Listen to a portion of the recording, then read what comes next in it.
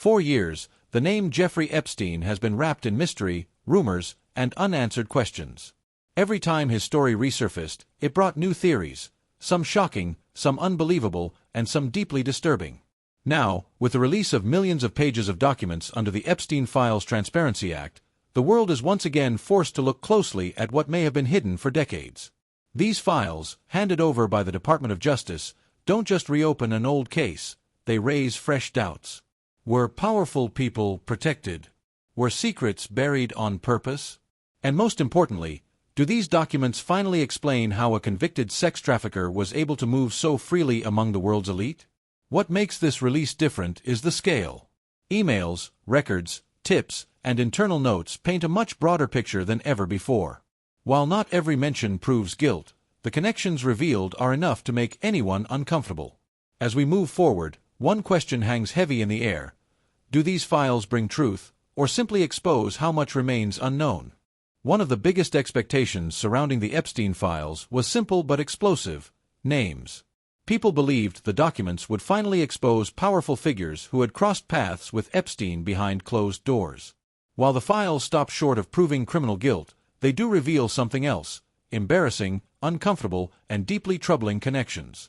Emails and records show Epstein communicating regularly with influential figures from media, business, sports, and politics. In many cases, the conversations were inappropriate, strange, or suggestive, raising serious questions about judgment and awareness. To be clear, being mentioned does not automatically mean a crime was committed.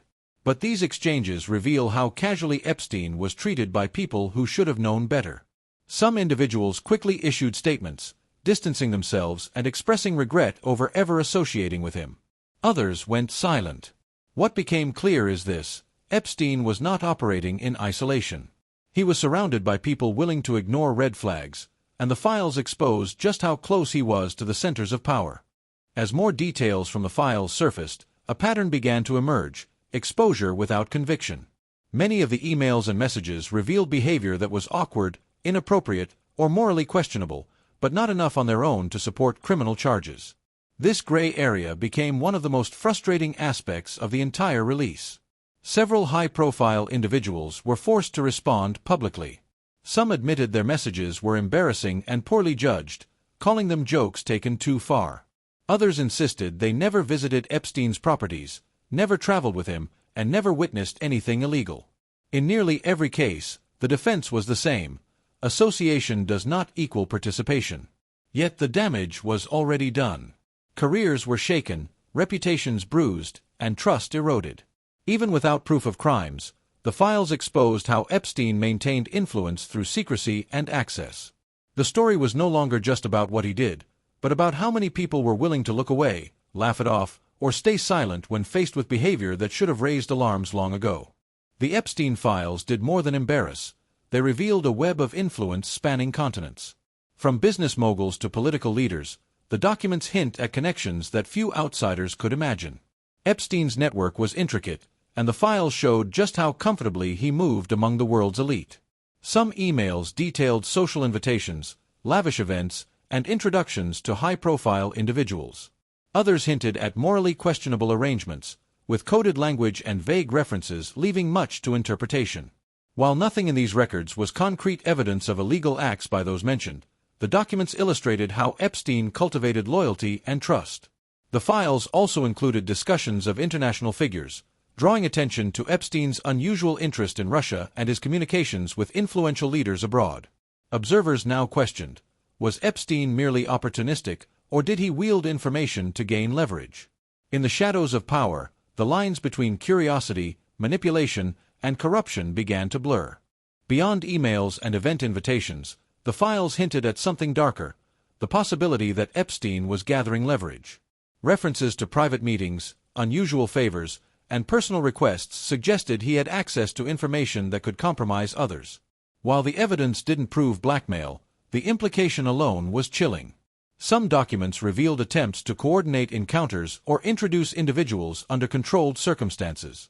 Others showed conversations with advisors and assistants, carefully orchestrating logistics and timing. It became clear Epstein's influence was not accidental. It was cultivated with precision, blending charm, intimidation, and secrecy. Observers began to question the motives of those around him. How much did they know? How complicit were they in ignoring warning signs? The files raised a grim realization. Epstein's world was not just about him, but about the power dynamics he exploited, the people he connected with, and the secrets he may have kept that could topple reputations. One of the most haunting aspects of Epstein's story was his untimely death. The files shed little new light on exactly what happened in his federal jail cell, but they hinted at unresolved questions and unanswered possibilities. Reports indicated that just days before his death, Epstein may have been preparing to cooperate with authorities, potentially providing information on powerful associates. This raised a chilling thought. Was his death a desperate act, or something more sinister? The files documented discussions about his legal options, potential plea deals, and the implications of his testimony. Some entries suggested the authorities were aware of his risk factors and were attempting to manage them, yet details remained vague. For many, the mystery surrounding his death amplified the tension. The combination of his network, his secrets, and the timing of his demise created a sense of unease. It seemed that even in death, Epstein's influence and the questions he left behind refused to fade. The Epstein files revealed just how global his reach had been. Communications with international figures, including politicians, business leaders, and diplomats, suggested he was not just a domestic player, but someone with influence spanning continents. His interests in Russia, ties to former leaders, and communications with high-profile foreign contacts raised serious questions about the scope of his operations. While there was no direct evidence of espionage or formal affiliations with foreign governments, the repeated mentions of influential individuals, strategic meetings, and financial maneuvers painted a picture of someone extremely well-connected. Observers noted that Epstein seemed fascinated with power structures, often attempting to understand or influence decisions at the highest levels. The files also documented connections to advisors, intermediaries, and aides who facilitated these interactions. It became evident, Epstein's world was a carefully constructed network of influence, one that stretched far beyond his private residences or social circles, leaving many wondering just how deep the web went. Among the most sensational revelations were Epstein's connections to royalty. The files included references to prominent members of the British royal family, raising questions about private interactions, invitations, and the nature of their associations.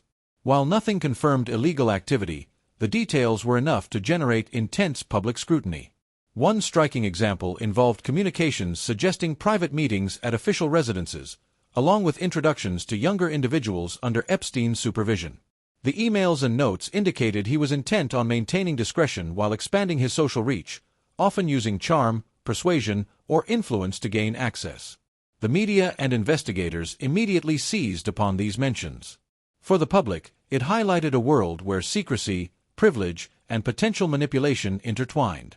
The files didn't provide proof of wrongdoing for royals, but they confirmed that Epstein had penetrated circles previously thought untouchable, casting long shadows over reputations and raising uncomfortable questions that remain unanswered.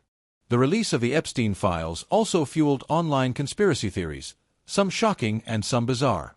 From coded messages in emails to references to pizza or cryptic phrases, the internet began connecting dots, often without proof. While many claims were unverified, the files added fuel to speculation about secret networks, hidden children, and unreported activities. Some references appeared mundane, a discussion about meals, social events, or logistics, but theorists interpreted them as evidence of deeper wrongdoing. Analysts noted that while there was no conclusive evidence supporting these extreme claims, the ambiguity created fertile ground for suspicion.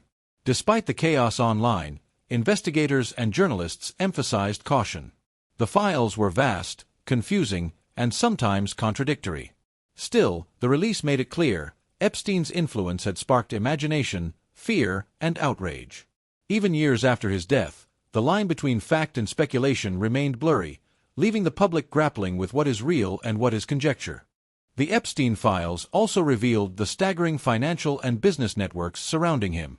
From billion-dollar investments to luxury properties, the documents illustrated how money was intertwined with access and influence. Epstein's wealth wasn't just personal, it was a tool to attract attention, loyalty, and discretion from powerful figures. Some emails and agreements hinted at favors, introductions, and strategic support between Epstein and elites in finance, tech, and media. While nothing proved criminal intent on the part of his associates, The records showed how easily privilege could shield inappropriate behavior. Morality, it seemed, was negotiable in Epstein's circles.